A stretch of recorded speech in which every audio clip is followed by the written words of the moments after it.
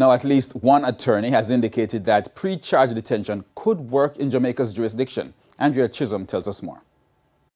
Pre-charge detention is used in countries such as England and the United States.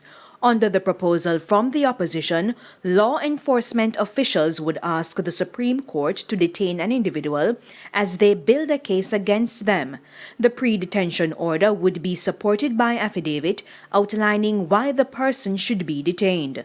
For attorney at law Peter Champagny KC, it certainly gives a cleaner look in terms of what obtains now, because it seems to me that the concept is one that is designed to spear fish rather than to have this massive net being thrown out where there is an unsightly appearance at various intersections of police and soldiers and barricades and traffic stops and so on. Pre-charge seems to be something that focus on the individuals in terms of violence producers.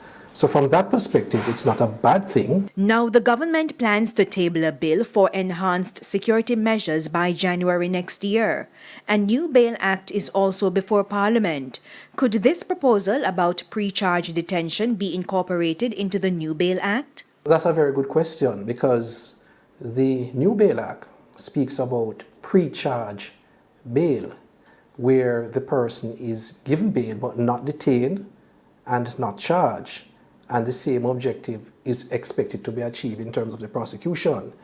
So to answer your question, it could very well be incorporated into the new Bail Act. That is a possibility, as well as it could be a standalone legislation.